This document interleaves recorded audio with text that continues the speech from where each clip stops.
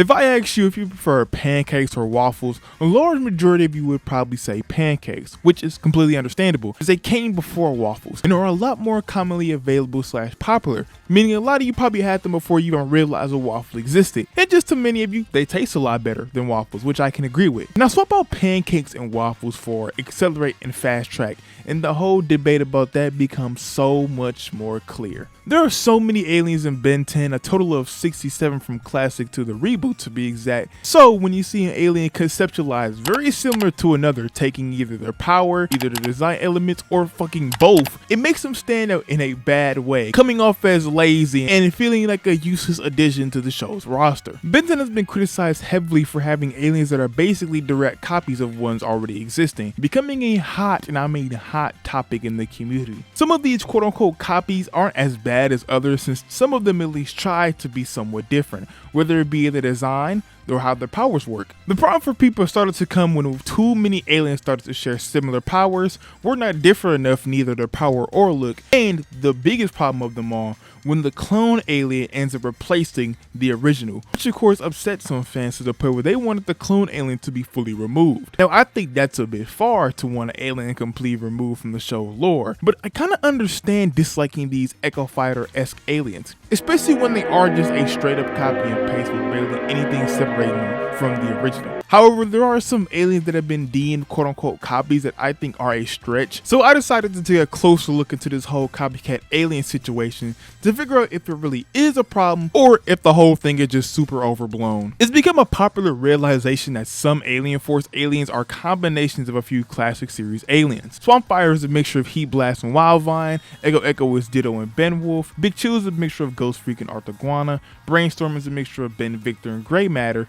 Humongousaur is apparently a mix of 4 arms and Way Big, though I never subscribed to that idea, and Jetray is a mixture of both Accelerate and Stinkfly. Never being outright stated, only being pointed out by fans of the show, it makes a lot of sense when you break it down and look into it. And even if it is true, I personally don't mind it. These Alien Force aliens all have their own sense of identity in the franchise, even with people noticing that they share traits from other aliens. It's never been held against them. Bonfire and Big Chill being the super obvious mixtures of aliens mentioned, and yet they still have become two of the most popular aliens in the franchise, simply due to just how much of personality they were giving. Sunfire's fire activation coming from the gas that his body emits makes him unique and different enough from Heat Blast in his concept alone that most people never really probably thought of the comparison. Echo though being the slight exception because he did kind of replace Ditto. Omniverse literally took away Ditto's handicap of having his clone share power just so he could look a bit better next to Echo. Regardless though, these Alien Force aliens existing never fully replaced the older ones. They were just inspired by them. Though I do believe that Echo and Big Chill made for good replacements technically, while as everyone else are practically equal to their older aliens, and it just comes down to, well, personal preference. Moving on to the first real blatant example is Upchuck and Eatle. This is one of the first real examples of Ben 10 just blatantly copying itself. Upchuck's appearance in Classic was, dare I say, absolute cinema, as having an alien that's whole power was just eating shit and throwing it up was disgusting but genius. There's a reason why he's one of the few aliens to appear in all 4 Prime shows, as his concept would have just been too cool to waste. So to be sure they didn't waste it, they ended up doubling down on it. Eatle made his debut 9 episodes after Upchuck made his second appearance in Ultimate Alien. Eatle is a weird alien. Even outside of his obvious comparisons to Upchuck, his design is wildly different from Upchuck, looking like a walking trash can in Ultimate Alien, and then having it heavily redesigned to just be more Beetle-like in Omniverse. Going on to his powers, they don't differ much from Upchuck's. He can eat basically anything and shoot it, but from the horn on his head instead of his mouth. The only differences that Eatle has is his enhanced strength and mobility, his strong jaw that allows him to eat very strong materials,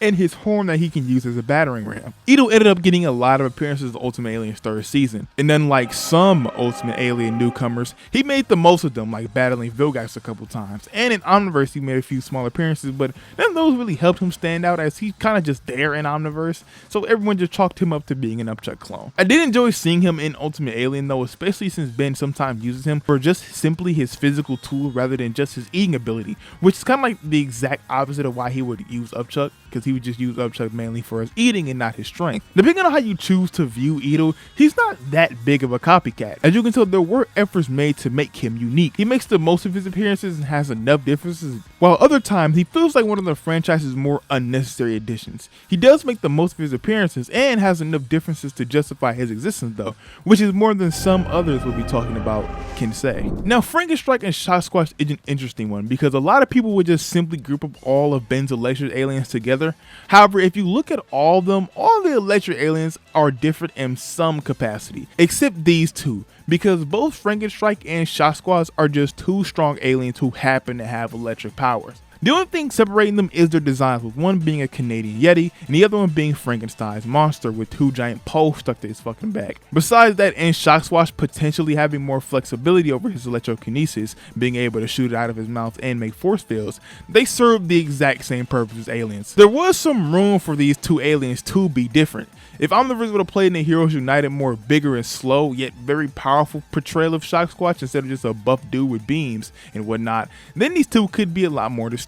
There was also some pop-up trivia in classes that imply Frankenstrike's species were the second smartest species in the show, but this trivia, as we all know, would be confirmed to be false and never actually materialized into any of his on-screen appearances. The Ben 10 wiki also lists Frankenstrike having technokinesis as a power, which he sort of displayed in Classic, but it's never seen again afterwards. With all the changes that these two faced going into Omniverse, they practically became identical aliens. Since Frankenstrike did come first and has the cooler design, I'd give him up the benefit of the doubt over ShockSquatch. But to be honest, if Ben lost these two amongst the sea of all his other electric aliens, most wouldn't bat an eye. Despite their glaring similarity, I always found Chromastone and Feedback to not be that similar at all. Chromastone's place in Ben 10 has always been a weird one to me, as he always felt out of place but in a good way. His rocky and slim design being the polar opposite of Classic Series Diamond Head, coupled with his ability to absorb basically any energy with that cool rainbow aura effect and added strength, made him one of UAF's most iconic aliens to me. However, his quote-unquote copy though is probably just as cool as him. Feedback's entire identity is built off the crew just trying to make the coolest alien Ben has ever had,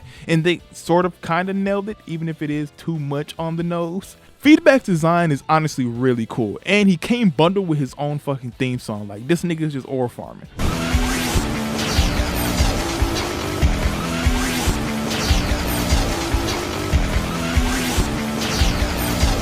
The only reason these aliens are so heavily compared to each other is just because they share the same core ability, which is to absorb energy. Chromastone is able to absorb various types of energy, like mana even, but to a limited capacity before being overwhelmed. While Feedback excels at absorbing energy, mainly electricity, through the use of his plugs to a limitless capacity. Outside of that though, these two aliens are not that similar. Their powers function differently, and Chromastone is literally Crystal Jesus.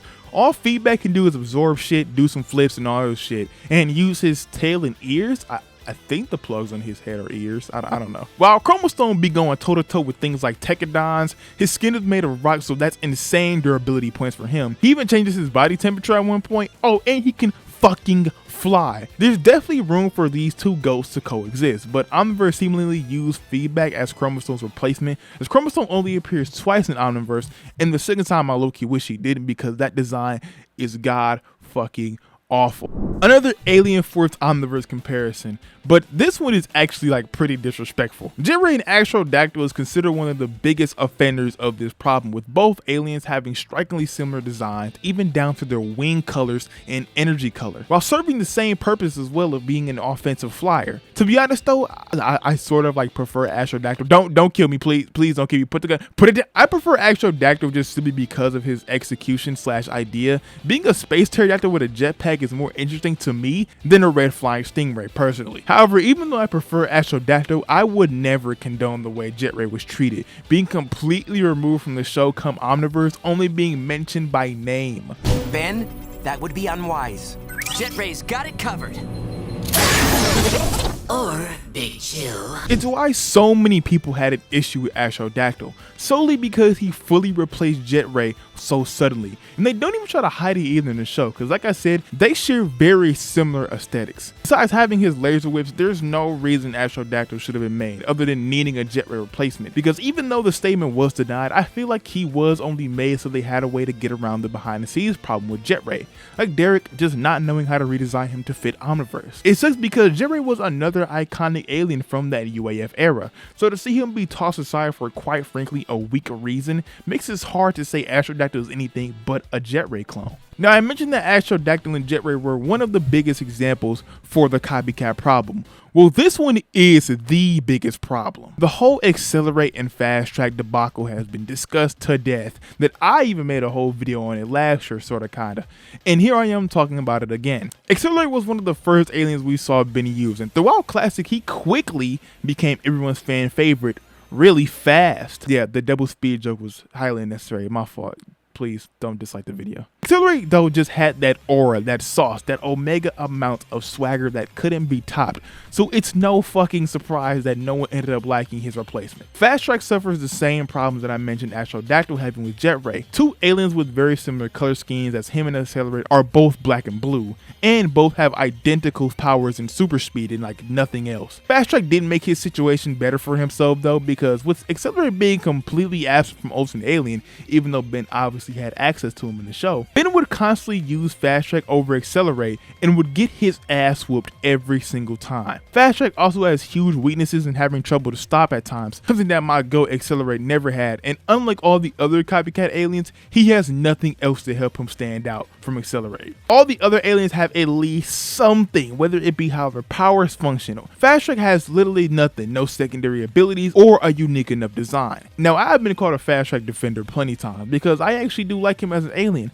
but I still never understood what their goal was with him other than padding out Ben's arsenal to make merchandise and promote that shitty kart racer. What's funny about this though is how Fasttrack is the one in Omniverse who got replaced, as the show made Accelerate Ben's primary speedster. So yeah, rest in peace Fasttrack, you still my nigga though. Water Hazard and Overflow is one of the most random instances of this copycat trend, because of all aliens the reboot decided to copy, they copied Water Hazard, which like nothing against Water Hazard, but like Water Hazard. Overflow is a clear copy of Water Hazard, so much that he was originally going to be from the same planet as him, with it being on his pre-production bound that he was from the Andromeda Galaxy and Water Hazard's home planet. Two aliens share similar color schemes and design philosophy, with the biggest difference only being in the fact that Overflow has two tubes incorporated onto his body, but the big differences comes in their powers. Water Hazard has hydrokinesis, being able to spray water from his palms, whereas Overflow can do the same, but can also create some weapons out of his water, like blades. Overflow does look like a straight copy and paste of Water Hazard.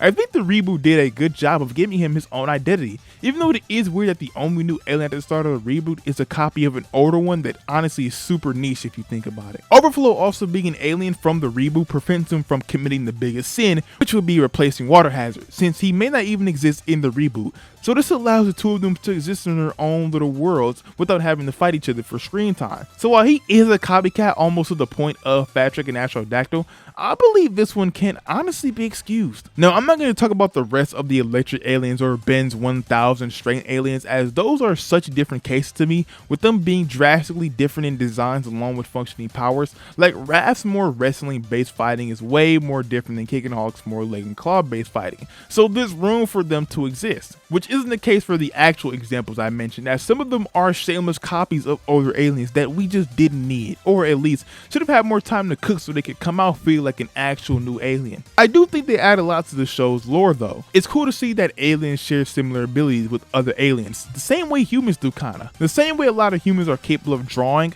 a lot of aliens can shoot fire or have super speed. From an in-universe perspective though, it makes a whole lot of sense, and it's probably why the show itself never mentioned that some aliens are similar to each other. Besides that one time Young Ben called out Swampfire for being a Wildvine copy, like he deadass called him a fraud. Plant guy?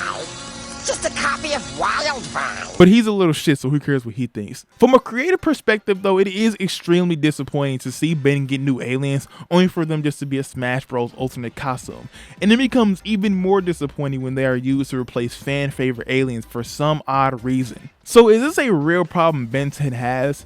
I say both yes and no. Yes, it's a problem because I don't know anyone who liked aliens being replaced, as it hurts the alien variety of the show, as we should have seen Ben use both Fasttrack and Jetray at times, alongside of him using Accelerate and Astrodactyl. I also say no though, because out of the 60 something aliens Ben 10 has, having only a handful of them be similar is sort of impressive. But I'll leave the floor to you guys. Let me know in the comments how you feel about Ben 10 having similar aliens, and what would you do to change the one you deem are a little too similar. Don't forget to leave a like on the video, as it helps a ton, and also subscribe if you also enjoyed the video. But until next time, it's been your boy Dan, the Boy Wonder, signing out.